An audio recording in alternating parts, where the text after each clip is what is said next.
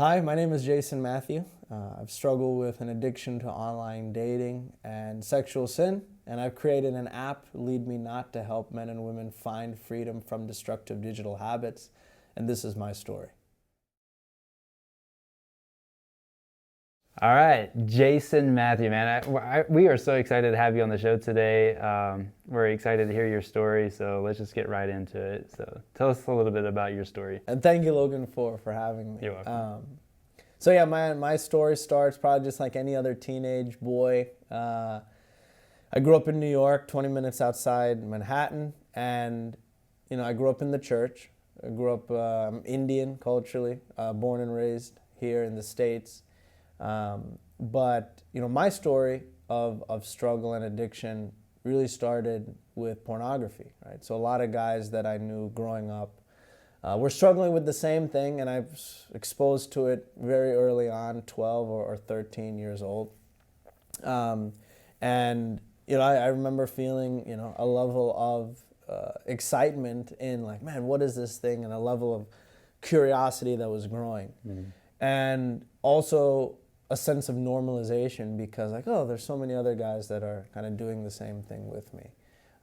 And that probably became the crux of if I had any struggle in my life, it was that, right? And I took that into throughout high school, into college, and in college, I started thinking more about girls as far as actually like, oh, there's actually women out there in the world, and I didn't think about it for whatever reason in high school, and but in college I kissed my first girl in college. I didn't do anything more than that. But I was still struggling with pornography.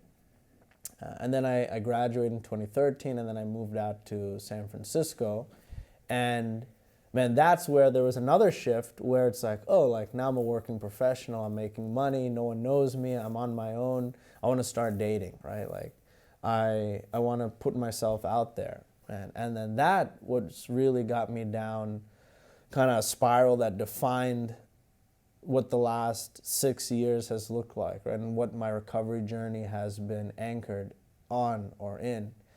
Because as soon as I got there and as soon as I had this desire to start dating, I turned to online dating, specifically Tinder. Right? It was new, I just heard about it, and easy for a millennial, right? So I remember my first match, and I remember feeling like that dopamine rush of like, oh, this person finds me attractive, they want to meet up with me. I remember messaging them and went out and met them, and nothing happened more than a kiss. But I think that helped me realize like, oh, there's an opportunity here. There's more that I could do. There's more that can be done. So I went back and then went on my second date, right? And that second match or that second person, I went steps further, right? Of like, oh, it wasn't just kissing, it was more. And man, that just got me hooked, right? That got me really excited about the idea of like, man, I could meet multiple women in a short period of time that are satisfying and giving me this level of pleasure that I couldn't articulate in the moment, right? Of like, man, why is this good? Why does this feel good overall, right? In what I thought was in my heart, in my mind. And that was with me for the rest of the year and a half in San Francisco, and then that was true when I moved to Washington, D.C. over 2.5 years. And throughout this time, I was in a church body. I was growing. I truly was growing. I was in community, but I wasn't bringing it to the forefront. I wasn't sharing, I wasn't confessing. But towards the end of my time in Washington, D.C., I started growing this conviction of like, man, what am I doing? I'm living a destructive life here in what I'm doing to myself and what I'm doing to the women around me. And as I left Washington, D.C., I was preparing for a move to Austin, Texas. And I was like, man, I'm never going to do this again. And then no more than 2 months after getting to Austin, so January 2018, so around February, March or so, back on Tinder, trying to meet up with people. And, I went on a date with a girl, brought her back to my apartment, and we fooled around. And then the next night I was hosting a men's group at my church in my apartment. And man, in that moment, there was this level of like, wow, I need help, right? That was the first time I ever broke down and really cried about my struggle. And that set me off on my recovery journey. So for the last, 3.5 years, I've been working through it. And again, by no means has it been perfect, but kind of where I'm at now and how I understand who I am and my relationship with the Lord is very different than what it was 2018 and 2013. So tell us a little bit about the app. Like, how does it work? Yeah, so LeadMeNot is based on kind of two fundamental concepts of radical transparency and accountability. So in the simplest sense, when you download LeadMeNot and you go through our onboarding, the first question we'll ask you is like, what's your why, right? Like, what's your motivation? And it's been so relevant for me, and I know many people that have worked through recovery is, and if we don't know what our actual motivation is, then what are we working towards, right? What is the ultimate goal here? So we ask you, what is your why? What are your triggers, right? What are the things that can be triggering to you, whether it's emotions, whether it's social media, whether it's digital media like Netflix or Hulu, what have you. And then the next thing we ask you to do is provide access to your phone from the standpoint of, hey, we want to monitor what it is you're doing on your devices, right? That idea of radical transparency. So what websites are you going to? What words or phrases are you using in messaging? And we're monitoring that only to understand, are any of these things explicit or implicit sexually, right? So are you going to Pornhub.com? Are you sexting with a girl, right? Are you using certain keywords and phrases? And then based on what we pick up, if it falls into kind of the purview of what we've identified as, hey, these are bad words, phrases, websites, then we send a message to your accountability partner that you would have added in the app. Just say, hey, Logan, Jason just accessed XYZ. Man, reach out to him, see how he's doing. What's his heart like? And then to the user, every evening, we'll send an evening reflection just to ask them, like, hey, how are you doing? What triggered you today, if anything? More to talk to that idea of being a holistic application, right? So it's not just focused on behavioral change, but on a heart level as well. And we're working right now on moving more towards the proactive predictive, right? So can we get to a level where, hey, I was on YouTube innocently scrolling, turned into not so innocent, turned into porn.com, right? And we're almost there, being able to take the data that we've collected and start to actually build out what are those patterns so that we can start predicting users' behavior. Very cool. So I'm just trying to understand why you would spend so much time and effort making an app just to get guys to stop looking at porn.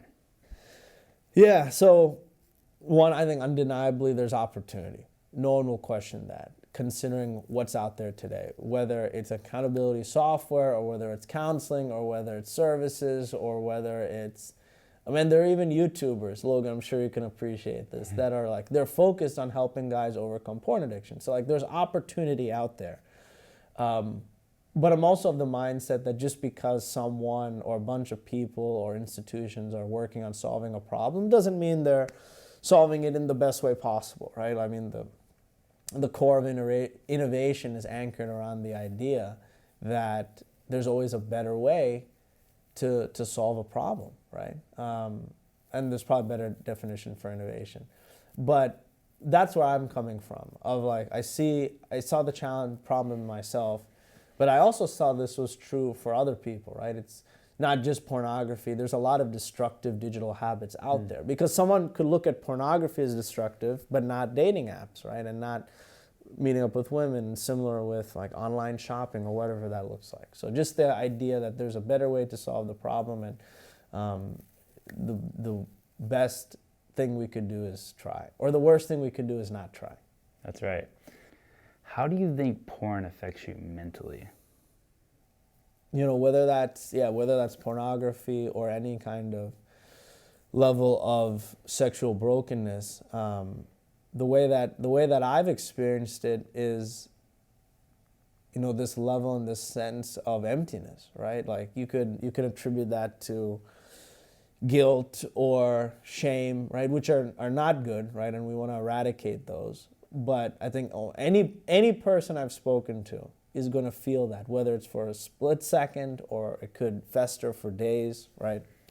But the best way I can capture that feeling is there's an emptiness there, right? Like we're feeling this level of sensation, and again, all the dopamine and whatever is rushing towards or to our brains, and we're on this high.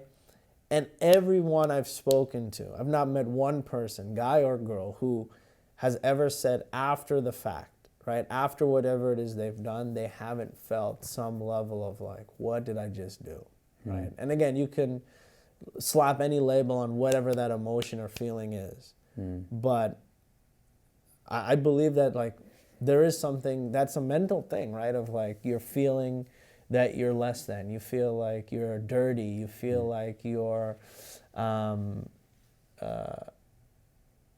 this worthless person, right? Potentially.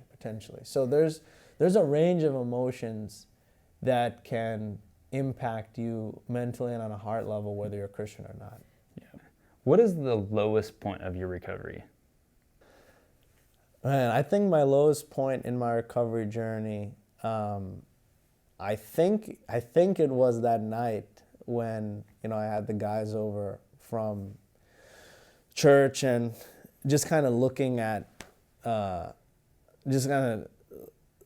landscape of where I was, right? Like here we are sitting, confessing sin, praying, reading the Bible, and then in my mind I'm like, man, not more than 12 hours ago, or I guess not more than 24 hours ago, I was in the same space, but my heart and my mind were not anchored at all in the same context, right? Like I had a girl here, and like what we were doing was nowhere honoring to the Lord, right? And by no means anything I would do in front of anybody else. So I think that point, in a way, was very low for me in my recovery journey. But, I'm sure I can think of more than a few other points where, again, especially as I started recovery, but as I was still falling, it made me probably feel a little bit more in the sense of, like, man, I thought my heart has been changing, right? I thought that I've been growing, but here I am doing this again, or I did that again. And I think that's where it's been difficult, because we can have the propensity to look at any slip up as a really low point. But I will say that the difference was that for any low point after that, I was able to anchor back to truth, right? Of like, hey, I'm a new creation in Christ. I'm not condemned. And I think where I was that night in 2018, February, I wouldn't have been able to say that. You've had a lot of low points, but do you still struggle now? Yeah, Logan, I do. Interestingly enough, I'm in this season where I'm kind of in the heart of a struggle currently. So, right when I left Austin and moved to Tulsa, unknown to me at the time, the Lord put me on this path of a year of sobriety, right? I just celebrated a year of sobriety in July, so just a few months ago. And in that year, I had a really, really, really strong time and journey of like the Lord unlocking this other dimension of like, hey, there's more to learn and grow in. And specifically like, man, how do I approach my relationships with women? And it's been a really good year in that. But in August, so just a couple months ago, there was some trigger point and something that broke that kind of has had me spiraling, where I've fallen with multiple women over the last 3 months that I'm processing and working through. And I think what's crazy is like what is insightful now as a 30-year-old that's been on this recovery journey, that's struggled for as long as I've had, is as powerful of an insight now than it's ever has been, right? And like, in a way, it's new, right? It's like what I'm recognizing that's new for me in these last 3 months of like, God, what is happening in me right now? I couldn't have articulated a year ago, and I probably couldn't have articulated 6 months ago. So, yes, I'm still struggling, but I know where my worth and value and where the truth is, but yeah, I'm still struggling. Why do you think people watch porn? Wow, that's a great question. So, because why not just go out and meet someone and have that experience that you fantasize about? Yeah, see, that's actually a great question because, in a way, that was probably one of my small motivators of like, man, why am I watching this? I can go and experience this in real life. And I will say that whether it's pornography or a real life experience, the feeling after the fact is exactly the same, with no question, right? But why do people turn to pornography and not just go do that themselves? Like, I mean, I think the easiest answer I have, or the simplest answer, is there's no form of rejection, right? Like when you turn to pornography, when you're going on that website, when you're watching that video, it's just you and that media, that medium that you're consuming that content in. And there's absolutely no form of rejection that you can face. So it's essentially you being lazy.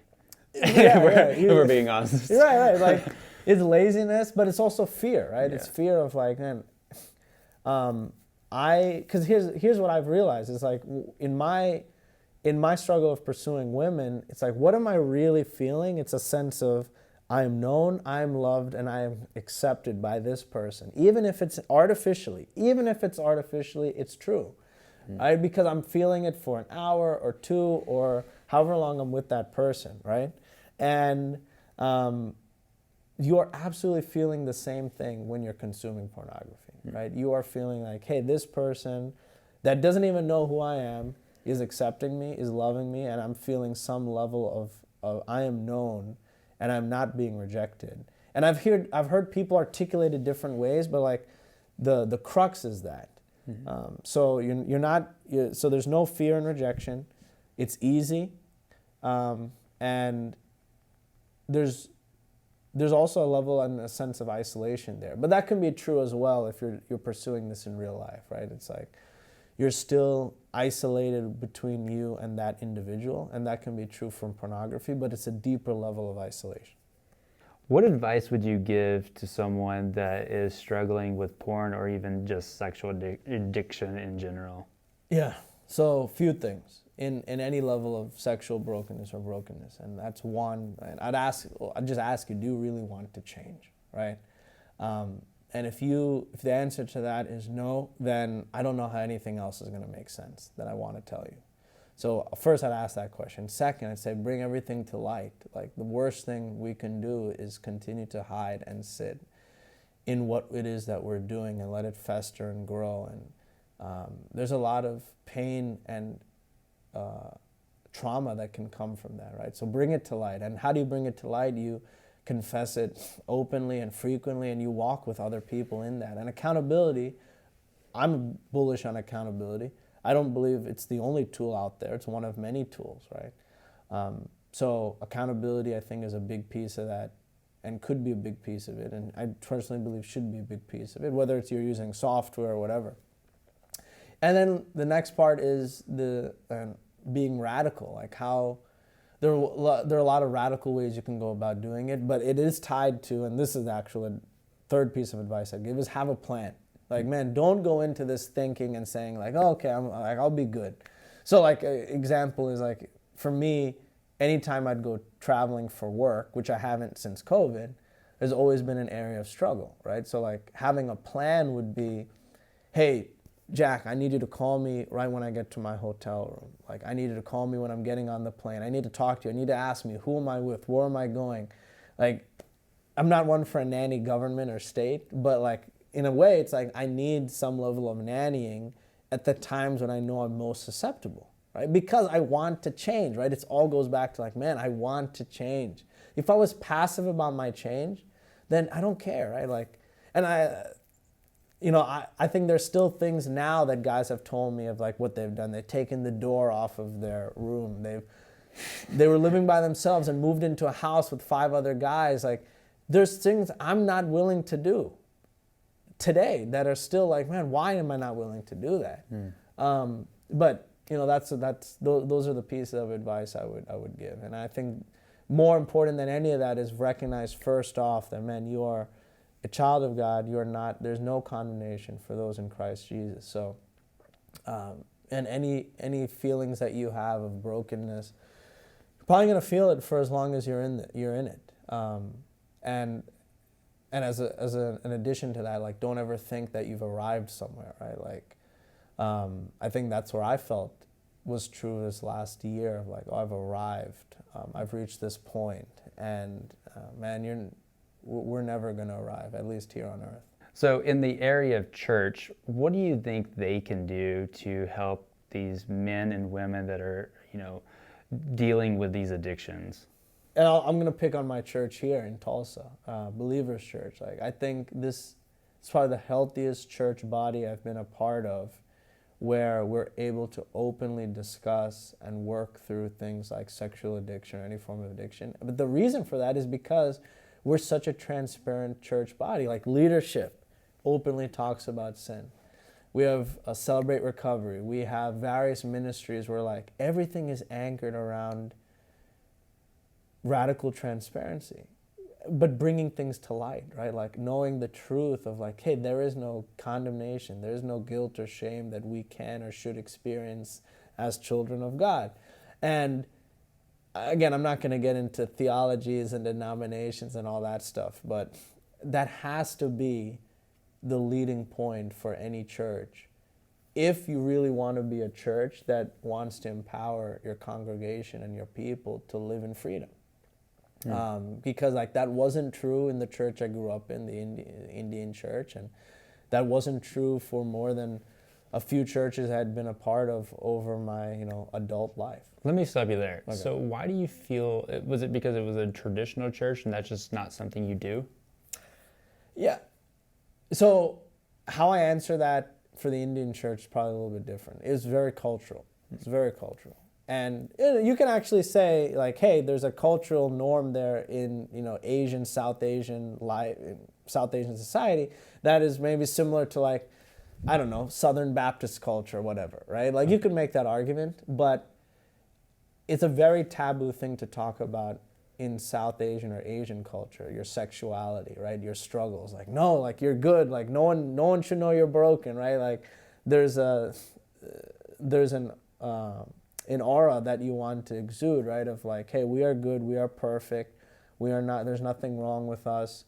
Is very cultural. I think anything after that is also cultural, right? And more traditionalism and again, whatever you're looking at regionally. Yes, it could be a Baptist church, it could be this church, it could be that church, but I think a lot of it has to do with culture and tradition and like what is our fundamental belief, right? Of like, it always like, who do we believe? What is our fundamental belief in understanding who we are and in understanding who God is, right? Because that, when that will inform everything that you believe and how you go about with your church. So how do we find your app and how do we find you on social media? Yeah, so you can find LeadMeNot on Google Play right now. We don't have iOS yet, so LeadMeNot, all one word, on Google Play, and then on social media you can at LeadMeNot app for our Insta. So sounds like a plan. Well, thanks again, man, and we'll see you next time. Thanks, man. Appreciate it.